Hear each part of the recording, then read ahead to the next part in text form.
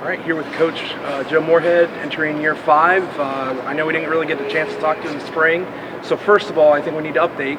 How did spring practice go for you guys? No, I think it went very well. You have 15 opportunities to come out with essentially a rebuilt roster. Knowing there's going to be some pieces that are added during the summer, and work on scheme, work on fundamentals and technique, work on chemistry. All those small details that have a big difference in winning and losing. I think we took full advantage of the 15 practices we had. You brought Jordan Gant, Cyrus Durham, and Colin Lyons up to MAC Media Day. 3 leaders in your eyes, obviously. Just talk about those guys individually, what they bring to their units. Yeah, Colin Lyons first and foremost, the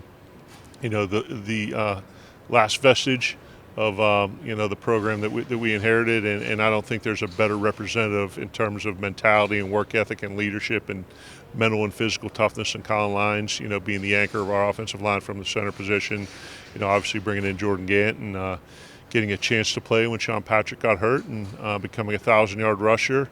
And once again, success and failure all leave clues. And Jordan is just a young man who does everything right on and off the field, and those things tie together. So hoping to see him take another positive step forward. And then, Cyrus, works like a pro. A guy that we brought in from Arizona and had a very productive first season and has really busted his tail, throughout the course of the offseason this summer to even have a bigger year this season. We'll go into kind of the marketing side. 6 home games this upcoming year at InfoCision Stadium. What is going to get fans excited to come out and support? I think seeing a team that's going to do its best to continue to build off of the success that we've had, getting to the cusp of bowl eligibility under some incredibly challenging circumstances. And now that the APR penalties gone, we get a full week of practice, and talking to the kids at the end of the season and having individual exit meetings and having great dialogue about what can we do to get to that 6th win and kind of do some things to improve. And we all talked about it being our practice habits. Are we prepared? Are we passionate? Are we physical? Are we precise? And do we persist? And to be able to carry those habits consistently through an entire week. So we see those results on game day. So I think that's something that fans should be excited for. That it'll be a team that's prepared. It'll be a team that's physical. It'll be a team that plays hard and cares about the university, and hopefully one that we can get one more win at a minimum, and get back to the postseason where I've been a part of some pretty special things here at this field. Yeah, speaking about Detroit and MAC Media Day, what is it going to take for Akron to be here on that date in December to play for a conference championship? Yeah, it's going to take a bunch of conference wins.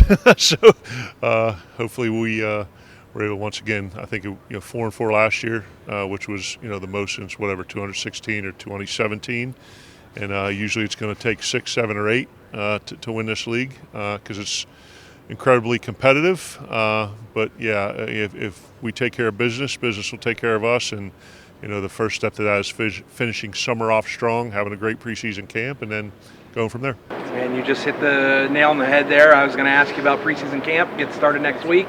What are some of the things maybe focus on everything, kind of equal amount? What's kind of the look going into getting into game week?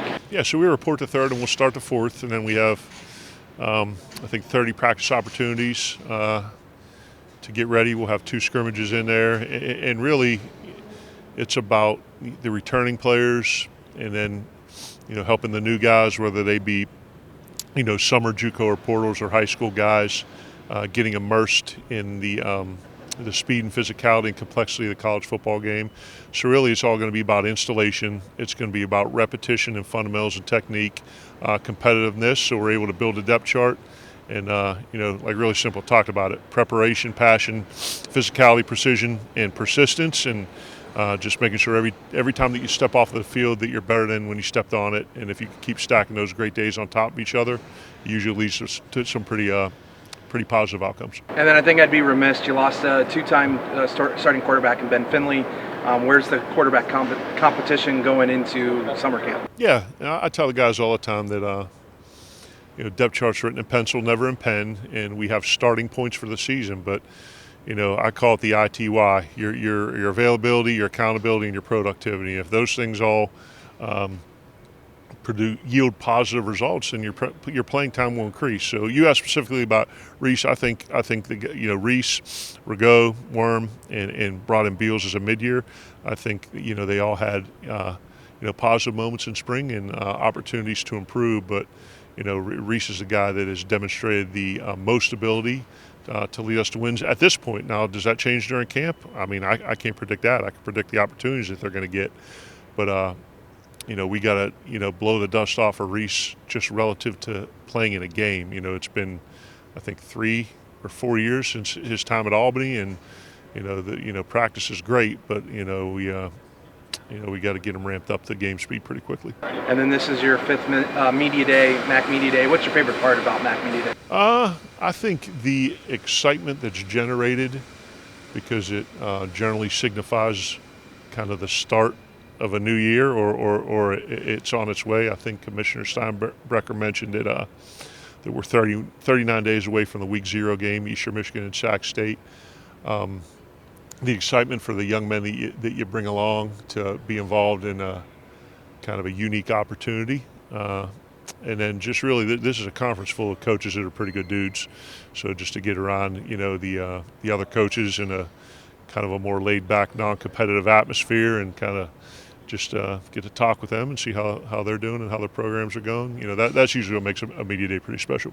Appreciate the time, Coach. Good luck. Awesome. Thanks, Jeb. Go Zips.